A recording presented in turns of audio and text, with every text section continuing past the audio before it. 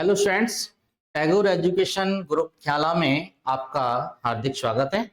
आज मैं Vivek Kumar Sharma chemistry basic की नेक्स्ट क्लास लेके आपको आया हूं, जिसमें आज हम तत्व के परमाणु से संबंधित परमाणु संख्या, द्रव्यमान संख्या इसका अध्ययन करेंगे। आइए स्टार्ट करते हैं। सबसे पहले हम समझेंगे परमाणु संख्या को। परमाणु संख्या क्या है? आइए मैं आपको इसको समझाता हूं।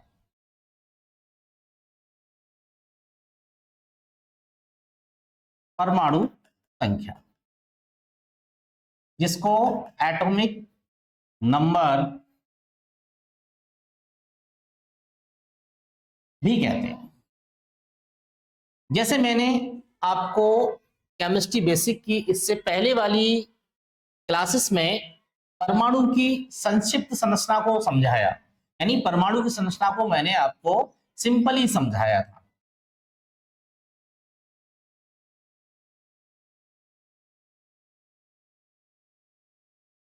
जिसमें मैंने आपको बताया कि परमाणु के केंद्र में नाभिक था,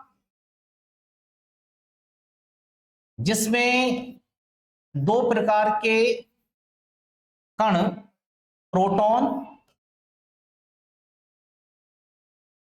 और न्यूट्रॉन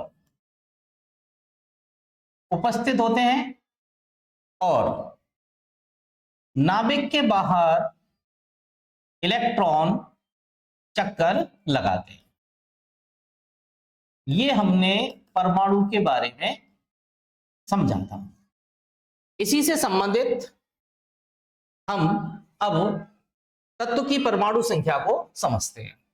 तो तत्व की परमाणु संख्या जो होती है वो तत्व के परमाणु के नाभिक में उपस्थित प्रोटॉनों की कुल संख्या होती है। प्रोटॉनों की कुल संख्या होती है।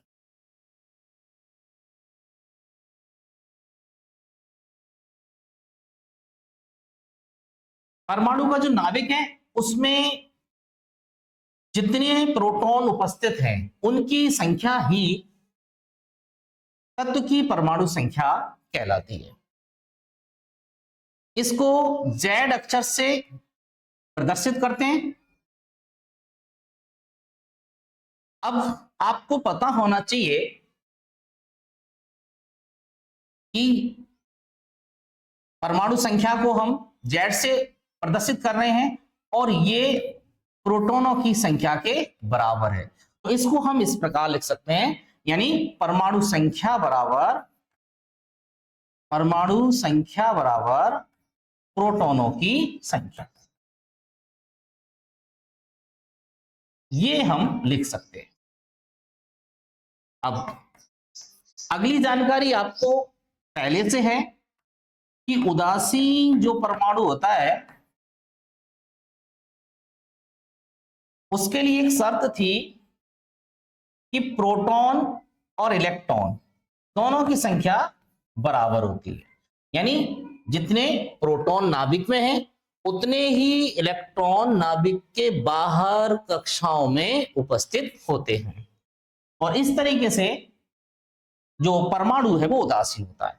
तो अब हमारी परमाणु संख्या का इलेक्ट्रॉन के साथ भी संबंध हो गया और इस तरीके से ये एक रिलेशन, एक संबंध निकल के आ जाता है। तो हमें याद रखना चाहिए कि जो परमाणु संख्या है उससे हमें प्रोटॉनों की संख्या का भी पता चल जाता है और इलेक्ट्रॉनों की संख्या का भी पता चल जाता है, जैसा मैंने यहां पर तो किया है। समझते हैं। नाभिक में मूल परिभाषा ये है, इसमें नाभिक में उपस्थित प्रोटॉनों की संख्या को तत्व की परमाणु संख्या कहते हैं। इसे Z से व्यक्त करते हैं। आगे परमाणु संख्या बराबर प्रोटॉनों की संख्या, तो हमने लिख लिया Z बराबर P। उदासीन परमाणु के लिए इलेक्ट्रॉनों की संख्या बराबर प्रोटॉनों की संख्या। तो इस प्रकार परमाणु संख्या का ये प्रोटॉन और इलेक्ट्रॉन के साथ एक साथ संबंध आ गया, Z बराबर P बराबर E। मतलब अगर हमें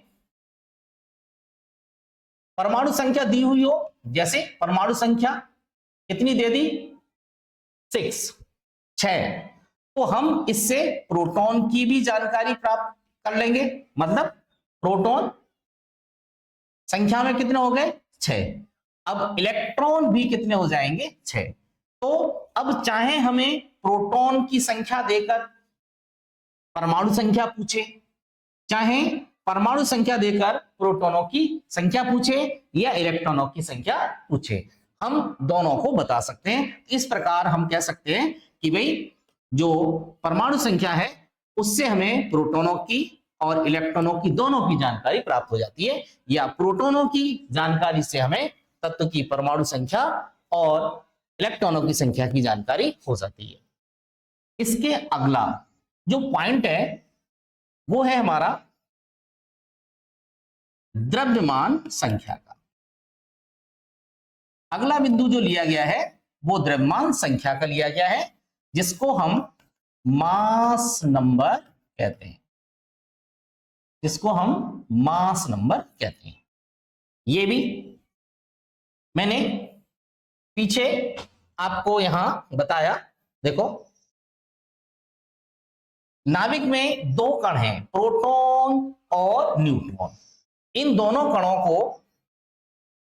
कणों को मैंने पिछली क्लास में बताया है, एक नाम दिया जाता है एक साथ सम्मिलित रूप से, और वो नाम दिया जाता है प्रोटॉन और न्यूट्रॉन दोनों को न्यूक्लियॉन दिया जाता है। क्या दिया जाता है, न्यूक्लियॉन। इनको क्या कहा जाता है, न्यूक्लियॉन। यानी नाभिक में पाए जाने वाले कणों को न्यूक्लियॉन कहते हैं। ठीक है, तो अब हम द्रव्यमान संख्या को एक साथ कह सकते हैं कि नाभिक में उपस्थित प्रोटॉनों तथा न्यूट्रॉनों की कुल संख्या को ही हम कहेंगे क्या, द्रव्यमान संख्या। या ऐसे कहें, यही कहें, या न्यूक्लियॉनों की संख्या।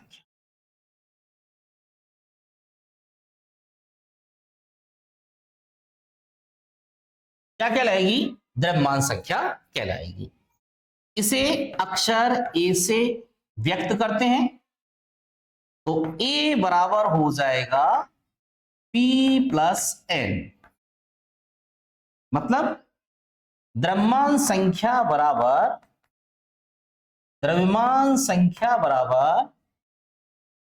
प्रोटॉनों की संख्या प्लस न्यूट्रॉनों की संख्या। ये समझ सकते हैं। द्रव्यमान संख्या को हम प्रोटॉनों और न्यूट्रॉनों की कुल संख्या के आधार पर ज्ञात कर सकते हैं। नाभिक में जितने प्रोटॉन, नाभिक में जितने न्यूट्रॉन, उन दोनों की संख्या को हम जोड़ लें, हमें प्राप्त हो जाएगी द्रव्यमान संख्या। अब इसको हम यहां समझते हैं। द्रव्यमान संख्या, इंग्लिश में इसको हम मास नंबर कहते हैं। तत्व के परमाणु के नाभिक में उपस्थित प्रोटॉनों तथा न्यूट्रॉनों की कुल संख्या को तत्व की द्रव्यमान संख्या कहते हैं। इसकी दूसरी परिभाषा, अगर मैं प्रोटॉन न्यूट्रॉन ना कहूं तो उसकी जगह क्या शब्द लूंगा, न्यूक्लियॉनों की कुल संख्या द्रव्यमान संख्या कहलाती है। इसे ए से व्यक्त करते हैं। आगे द्रव्यमान संख्या बराबर प्रोटॉनों की संख्या प्लस न्यूट्रॉनों की संख्या। इस तरीके से ये द्रव्यमान संख्या को परिभाषित किया गया है। और द्रव्यमान संख्या को जब ज्ञात करना हो तो हम इस सूत्र का सहारा लेंगे, द्रव्यमान संख्या बराबर प्रोटॉनों की संख्या प्लस न्यूट्रॉनों की संख्या। आगे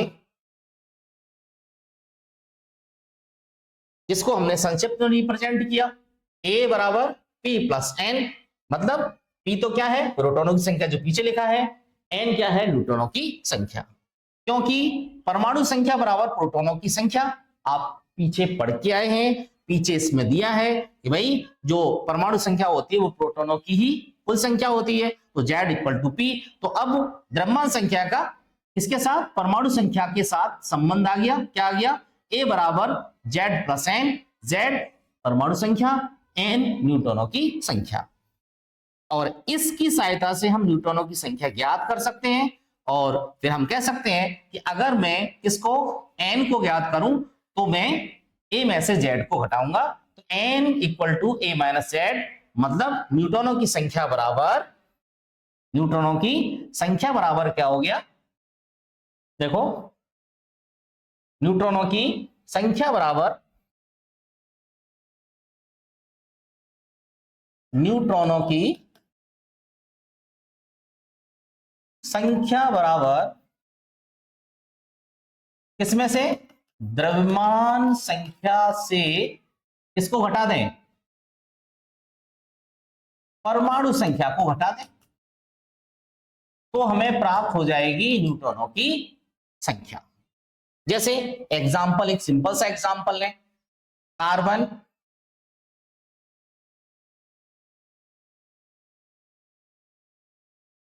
कार्बन की परमाणु संख्या जो होती है,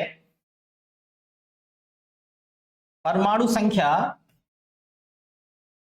जो होती है वो 6 होती है, और इसकी द्रव्यमान संख्या जो होती है वो 12 होती है। ठीक है, इसका मतलब Z बराबर क्या आ गया, 6 और A बराबर 12। अब इसमें आपको ज्ञात करने हो क्या, न्यूट्रॉनों की संख्या। न्यूट्रॉनों की संख्या ज्ञात करनी हो तो हम इस सूत्र का सहारा ले सकते हैं, इस संबंध का सहारा ले सकते हैं। क्या आएगा, न्यूट्रॉनों की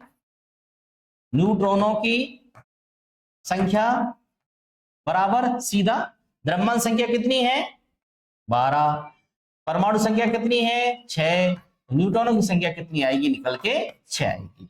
इस तरीके से हम परमाणु संख्या, द्रव्यमान संख्या की सहायता से नाभिक में उपस्थित न्यूट्रॉनों की संख्या ज्ञात कर सकते हैं। तो इसके लिए हमने ये जो संबंध लिए हैं वो ये है जो यहां पर दिए गए हैं, जिससे हम समझे थे। ठीक है, इसके बाद हम आगे जो समझते हैं वो है ये कि परमाणु संख्या, द्रव्यमान संख्या और तत्व के प्रतीक का सहारा लेकर हम तत्व के परमाणु को व्यक्त कर सकते हैं।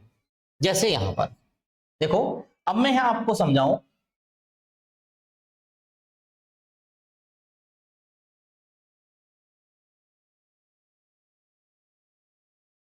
तत्व के परमाणु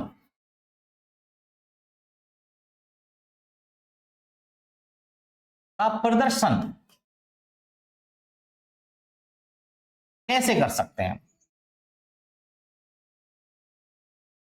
तत्व का प्रतीक क्या मान लिया, सपोज X मान लिया। अब इसकी द्रव्यमान संख्या A है और परमाणु संख्या क्या है, Z है। तो इस पर जो नीचे व्यक्त की जाएगी परमाणु संख्या, और इसके ऊपर व्यक्त की जाएगी क्या, द्रव्यमान संख्या। तो ये तत्व के परमाणु को व्यक्त करता है, तत्व के परमाणु को व्यक्त कर रहा है, यानी तत्व के परमाणु को हम इस प्रकार व्यक्त कर सकते हैं। अब इससे हमें क्या लाभ होता है, इससे लाभ ये होता है कि जब तत्व का ये प्रतीक दे रखा है ऐसे, या तत्व के परमाणु का प्रतीक ऐसे दे रखा है, तो इसकी सहायता से हम प्रोटॉनों की संख्या, इलेक्ट्रॉनों की संख्या, न्यूट्रॉनों की संख्या अच्छे से ज्ञात कर सकते हैं। जैसे हमने पीछे संबंध देखा, जैसे आपको लिख दिया मुझे सोडियम का प्रदर्शन करना है, तो सोडियम की परमाणु संख्या जो होती है वो 11 होती है, द्रव्यमान संख्या वो होती है 23। अब मुझे सोडियम के परमाणु का प्रतीक लिखना हो, प्रदर्शित करना हो उसको, तो मैं 11 तो यहां लिखूंगा और 23 यहां लिखूंगा, और इस तरीके से मैं इसको व्यक्त कर सकता हूं। अब हम इसको समझते हैं।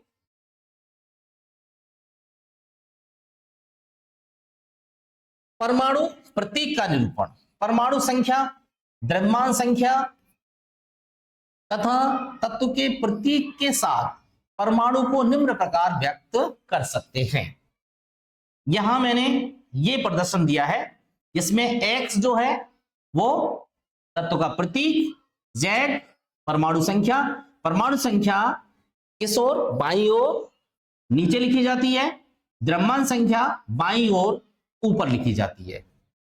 x तत्व का प्रतीक, z परमाणु संख्या, a द्रव्यमान संख्या। यहां एग्जाम्पल लिया, सोडियम की परमाणु संख्या 11, द्रव्यमान संख्या 23, अतः सोडियम परमाणु का निरूपण ऐसे लिख सकते हैं, ये लिख सकते हैं जैसा मैंने पीछे भी समझाया, 11 को यहां लिखें, 23 को यहां लिखें। इसी प्रकार कार्बन के लिए भी इस तरीके से लिख सकते हैं।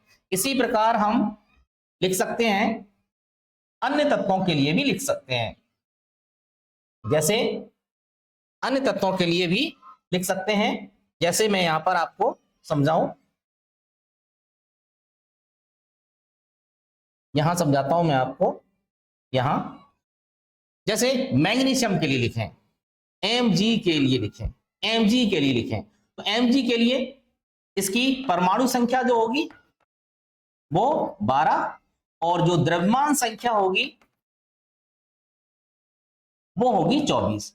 अब Mg के परमाणु को हम प्रतीक के रूप में ऐसे प्रदर्शित कर सकते हैं, 12 Mg 24। ऐसे ही एल्युमिनियम के केस में यहां 1327, तो ये 13 क्या है इसकी परमाणु संख्या, 27 27 क्या है इसकी द्रव्यमान संख्या। ठीक है, तो इस आधार पर हम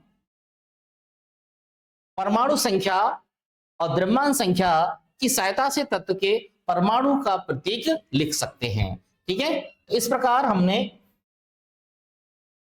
अब सीखा कि भाई प्रतीक को हम परमाणु संख्या और द्रव्यमान संख्या के साथ कैसे लिख सकते हैं, ये हमने समझ लिया। अब हम आगे कुछ तत्वों की परमाणु संख्या और द्रव्यमान संख्या को पढ़ते हैं।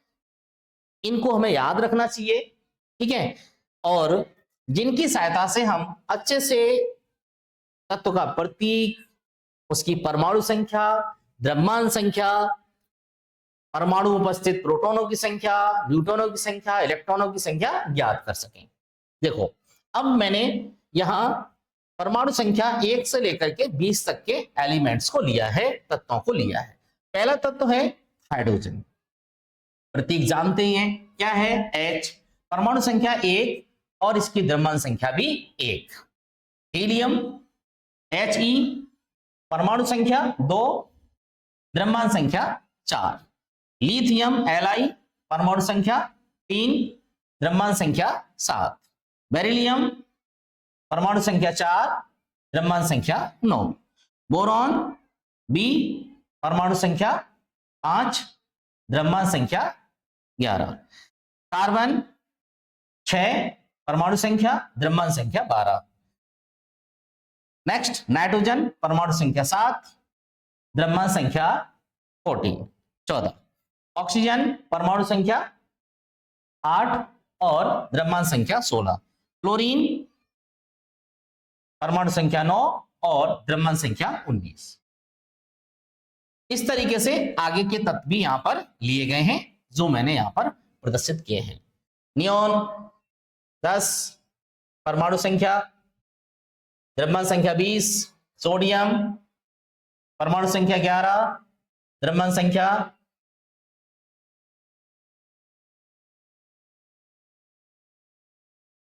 23। इस प्रकार मैंने ये सारे तत्व यहां परमाणु संख्या 20 तक मैंने लिए हैं। इनको हम याद रख सकते हैं और जिनकी सहायता से मैंने आपको बता दिया कि इलेक्ट्रॉन, प्रोटॉन, न्यूट्रॉन की जानकारी ले सकते हैं। अब परमाणु संख्या और द्रव्यमान संख्या पर आधारित मैंने कुछ यहां प्रश्न लिए हैं जिनको हम हल करते हैं, समझते हैं। एक तत्व का परमाणु क्रमांक, हाँ देखो, जो परमाणु क्रमांक की बात आई है तो कुछ नया नहीं है। परमाणु संख्या को ही क्या कहा जाता है? परमाणु क्रमांक कहा जाता है। परमाणु संख्या को ही क्या कहते हैं? परमाणु क्रमांक कहते हैं। ये हमें याद रखना चाहिए। ठीक है, तो समझते हैं। परमाणु क्रमांक कहें, परमाणु संख्या कहें 19, द्रव्यमान संख्या 39, 39। इसके नाभिक में न्यूट्रॉनों की संख्या ज्ञात कीजिए। तो हमें क्या क्या दिया है? परमाणु संख्या यानी जो दिया है वो क्या दिया है? हमें दे रखा है परमाणु संख्या या परमाणु क्रमांक। परमाणु क्रमांक किसकी बात कर दें? Z बराबर कितना दे रखा है? 19। फिर द्रव्यमान संख्या, द्रव्यमान संख्या A बराबर कितना दे रखा है? 39, 39। ज्ञात क्या करना है हमें? ज्ञात करना है किसकी संख्या? न्यूट्रॉनों की संख्या। न्यूट्रॉनों की संख्या ज्ञात करनी है, मतलब n बराबर हमें ज्ञात करना है, क्वेश्चन मार्क। ठीक है, अब हम जानते हैं, क्या जानते हैं? देखो यहां फॉर्मूला हमने लिखा था, याद हो तो, द्रव्यमान संख्या या संबंध हमने लिखा था जो आगे, द्रव्यमान संख्या बराबर परमाणु संख्या या परमाणु क्रमांक की ही बात कह दूं मैं, या परमाणु क्रमांक शब्द दिया है तो परमाणु क्रमांक यूज कर सकते हैं। परमाणु क्रमांक या परमाणु संख्या और प्लस क्या लिखा था? न्यूट्रॉनों की संख्या। ये हमने लिखा था, मतलब A बराबर Z प्लस क्या लिखा था? N। ठीक है, अब इसका सहारा लेते हुए हम आगे हल कर सकते हैं।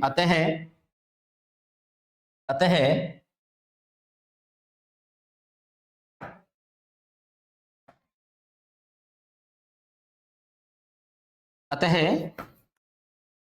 द्रव्यमान संख्या बराबर परमाणु क्रमांक प्लस न्यूट्रॉनों की संख्या। अब इसके आगे हम हल कर सकते हैं। यहां पर, यहां लिखूं मैं तो n बराबर क्या आ जाएगा? सीधा लिखें, a माइनस क्या है? z। a कितना दिया है? 39। z कितना दिया है हमें? 19। लेस करेंगे, n इक्वल टू कितना आ जाएगा? 20। तो न्यूट्रॉनों की संख्या आ गई कितनी? 20। मतलब न्यूट्रॉनों की संख्या बराबर कितनी आ गई? 20 आ गई। इस तरीके से हम न्यूट्रॉनों की संख्या ज्ञात कर सकते हैं। तो दोबारा समझें, देखो अगर आपको परमाणु संख्या ना देकर क्या दे दिया जाए? परमाणु क्रमांक, तो आपको एक ही मानना है कि भाई परमाणु क्रमांक और परमाणु संख्या एक ही है। कितनी है? 19। और द्रव्यमान संख्या कितनी है? 39। ठीक है, तो बस एक सिंपल सा तरीका याद रखिए कि द्रव्यमान संख्या में से हमें किसको घटा देना है? परमाणु संख्या को घटा देना है, हमारा आंसर आ जाएगा। ठीक है, तो अच्छे से इसको आप समझ पाए। आगे अब हम नेक्स्ट क्वेश्चन पर चलते हैं, जो हमने नेक्स्ट क्वेश्चन यहां पर लिया है। एक परमाणु के नाभिक में 12 न्यूट्रॉन तथा 11 प्रोटॉन हैं। उसकी द्रव्यमान संख्या क्या है? उसमें कुल इलेक्ट्रॉनों की संख्या बताइए। तो इसको भी हम उसी के आधार पर समझते हैं। क्या क्या दिया है हमें, पहले उसको समझ लेना चाहिए। दिया है क्या? न्यूट्रॉनों की संख्या। अब मैं सिंपल ही लिख रहा हूं, न्यूट्रॉनों की संख्या कितनी दे रखी है? 12। प्रोटॉनों की संख्या कितनी दे रखी है? 11। अब इसकी हमें ज्ञात क्या करनी है? ज्ञात करना है क्या? द्रव्यमान संख्या ए और इलेक्ट्रॉनों की संख्या ई, ये हमें ज्ञात करना है। ठीक है, अब इसको हम यहां पर संबंधों के आधार पर समझ सकते हैं। अतः ए बराबर क्या पता है आपको? P plus N. P कितना दे रखा है? 11। N कितना दे रखा है? 12। कितना हो गया? 23। तो द्रव्यमान संख्या बराबर कितनी आ गई? द्रव्यमान संख्या बराबर आपकी आ गई 23। ठीक है, अब हमें क्या पता करना है? इलेक्ट्रॉन। ठीक है, तो हम जानते हैं, क्या जानते हैं? Z बराबर क्या है? P। अब P कितना है? P कितना है? परमाणु संख्या की बात कर रहा हूं। P कितना है? P कितना है आपका? 11। ऐसे, ठीक है। और तो ये Z बराबर क्या आ गया? 11। अब आपको एक संबंध और भी पता है, ठीक है, क्या है? E बराबर P, या मैं Z कह दूं, ठीक है ना। ये तो E बराबर P कहूं, और क्या कह दूं मैं? और E बराबर सीधा कह दूं क्या? Z। तो हमारा रिलेशन निकल के आ जाएगा, E की वैल्यू कितनी आ जाएगी? सीधी सीधी कितनी आ गई? 11। ये आ जाएगी 11। तो इलेक्ट्रॉनों की संख्या कितनी आ गई? 11। ठीक है, कैसे समझ सकते हो आप? चाहे ये लिखो चाहे ये लिखो, एक ही होता है। ठीक है, और डायरेक्ट भी समझ जाना चाहिए कि अगर परमाणु उदासीन की बात की है तो जितने प्रोटॉन होंगे उतने ही क्या होंगे? उसमें इलेक्ट्रॉन होंगे। तो इस तरीके से हम ये द्रव्यमान संख्या और इलेक्ट्रॉनों की संख्या ज्ञात कर सके। नेक्स्ट क्वेश्चन लिया है, एक तत्व की द्रव्यमान संख्या 24। तो क्या क्या दिया है आपको? दिया है द्रव्यमान संख्या ए बराबर 24। द्रव्यमान संख्या ए बराबर 24 दी है। नाभिक में न्यूट्रॉन एन इक्वल टू कितना दे रखा है? 12। क्या ज्ञात करना है? परमाणु संख्या ज्ञात करनी है, यानी ज्ञात करना है जेड क्वेश्चन मार्क, और हमें क्या लिखना है? इसका प्रतीक। ठीक है, तो पहले जेड को समझ लें। तो आपको पता होना चाहिए संबंध, पीछे मैंने लिखा था, क्या है? ए बराबर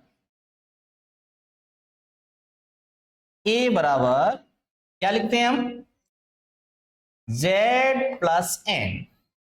और अब मैं किसकी बात कर दूं? Z की बात कर दूं, तो Z बराबर क्या हो जाएगा? A minus N. तो Z बराबर क्या आ गया? A कितना है? 24 माइनस 12 कितना आएगा? 12। Z की वैल्यू कितनी आएगी? 12 आएगी। तो परमाणु संख्या जो आ गई, वो आ गई कितनी? 12। परमाणु संख्या कितनी आ गई? 12 आ गई। अब इस तत्व का प्रतीक लिखना है। अब आप जानते हैं परमाणु संख्या 12 पर कौन सा होता है? मैग्नीशियम। यानी तत्व हमारा कौन सा है? यानी तत्व है हमारा मैग्नीशियम। अब इसका प्रतीक लिखने का तरीका जो है, परमाणु संख्या और द्रव्यमान संख्या के बेस पर क्या है? mg लिखेंगे, और mg के नीचे इसकी परमाणु संख्या कितनी लिखेंगे? 12। और द्रव्यमान संख्या क्या लिखेंगे? यहां 24। और इस तरीके से हम ये प्रदर्शन कर सकते हैं। तो इस तरीके से हमने इन सभी क्वेश्चनों को आज समझा। ये बेसिक ही जानकारी है और हमें रखनी चाहिए। तत्व की बात आए तो उसमें उसके परमाणु से संबंधित ये जानकारी हमें रखनी चाहिए। अब मैं यहां पर आपको समझाऊं, यहां कि जो परमाणु संख्या है हमें और क्या क्या बातें समझने में सहायता करती है। देखो, परमाणु संख्या से हम इलेक्ट्रॉन की संख्या ज्ञात कर पाए, इलेक्ट्रॉनों की संख्या ज्ञात कर पाए। इस इलेक्ट्रॉनों की संख्या से ही हम आगे चल के तत्व के परमाणु के अंतिम कोश में इलेक्ट्रॉन ज्ञात कर पाएंगे, जिनकी सहायता से हम तत्व की संयोजकता को समझ पाएंगे। और संयोजकता के साथ साथ हम तत्व के रासायनिक प्रकृति को भी समझ पाएंगे। तो परमाणु संख्या हमें तत्व के परमाणु के गुणों को समझने में मदद करती है। ठीक है, जैसे अभी मैंने बात की अंतिम कोश के इलेक्ट्रॉन, ठीक है, अंतिम कोश के इलेक्ट्रॉन के लिए आगे चल के हम पढ़ेंगे इलेक्ट्रॉनिक विन्यास लिखा जाता है। इलेक्ट्रॉनिक विन्यास में जितने भी इलेक्ट्रॉन होते हैं उनको परमाणु की कक्षा में व्यवस्थित करते हैं, भरते हैं, जिनको हम आगे चल के पढ़ेंगे। तो परमाणु संख्या की जानकारी बहुत जरूरी है। ठीक है, और द्रव्यमान संख्या, परमाणु संख्या दोनों की सहायता से हमने देखा कि न्यूट्रॉनों की संख्या भी हम ज्ञात कर लेते हैं। तो आज की इस क्लास में हमने परमाणु संख्या, द्रव्यमान संख्या दोनों को समझा। इन दोनों की सहायता से तत्व के प्रतीक को प्रदर्शित करना भी हमने समझा। ठीक है, और प्रतीक की सहायता से, जो प्रतीक है उसकी सहायता से भी, जैसे मैंने आपको समझाया, जैसे ये था, इसकी सहायता से भी हम प्रोटॉनों की संख्या, न्यूट्रॉनों की संख्या, इलेक्ट्रॉनों की संख्या ज्ञात कर सकते हैं। जैसे आपको यहां दे दिया, आपको दे दिया यहां पर, सपोज ये वाला दे दिया सवाल यहां लिख करके, जैसे आपको लिख दिया यहां ये, अब इसको 20 कैल्शियम 40 लिख दिया। अब आपसे कहा कि इस तत्व में, जैसे यहां ये समझो, जैसे मैं अभी यहां समझाऊं आपको, जैसे यहां लिखा कैल्शियम 20 40, सीधा लिख दिया, मैं डायरेक्ट लिख दिया किसकी संख्या, प्रोटॉनों, न्यूट्रॉनों तथा इलेक्ट्रॉनों की संख्या, इलेक्ट्रॉनों की संख्या ज्ञात करो। ऐसे आपको एक क्वेश्चन दे दिया, ये क्वेश्चन दे दिया सपोज आपको, तो इसकी हेल्प से भी हम ये सब कर सकते हैं। देखो, तो अब हम समझेंगे क्या, इसमें ये जो दे रखा है, यानी जो 20 दे रखा है, 20 दे रखा है, ये 20 क्या है, ये 20 जो है वो है परमाणु संख्या, 20 परमाणु संख्या है। 40 क्या दे रखा है हमें, द्रव्यमान संख्या है, 40 क्या है, द्रव्यमान संख्या। अब हम समझ गए सारी बातें कि भाई हमारे पास Z कितना आ गया 20, A कितना आ गया 40। अब हमें सारी बातें पता चल जाएंगी। देखो, हम जानते हैं क्या कि Z इक्वल टू क्या है, P। ठीक है, तो अब हम इससे समझ सकते हैं, तो P की वैल्यू कितनी आ गई, Z कितना था 20, तो प्रोटॉन कितने आ गए 20। अब जानते हैं E इक्वल टू क्या है, P, तो E की वैल्यू भी कितनी आ जाएगी 20, इलेक्ट्रॉनों की संख्या भी 20 आ गई, 20 आ गई। अब आप जानते हैं कि A equal to P plus N, ये फॉर्मूला लगाओ, या A इक्वल टू क्या लगाओ, Z प्लस N, बात एक ही है। ठीक है, तो अब हम इससे क्या ज्ञात कर सकते हैं, न्यूट्रॉनों की संख्या, N equal to A minus क्या हो जाएगा Z। अब आप देख लो कितना है 40, और 40 माइनस क्या लिखेंगे हम 20, कितना आ जाएगा 20, तो न्यूट्रॉनों की संख्या कितनी आ गई 20। तो हम प्रतीक की सहायता से भी प्रोटॉन, इलेक्ट्रॉन, न्यूट्रॉन ज्ञात कर सकते हैं, या हमें प्रतीक ना देकर ये सब वैल्यू दी हो तो भी हम ज्ञात कर सकते हैं। ठीक है, तो आज हमने ये जो बेसिक जानकारी ली और बहुत जरूरी जानकारी है, ठीक है, याद रखना चाहिए इसको हमें, जिसकी सहायता से हम आगे भी इसको उपयोग में लेंगे।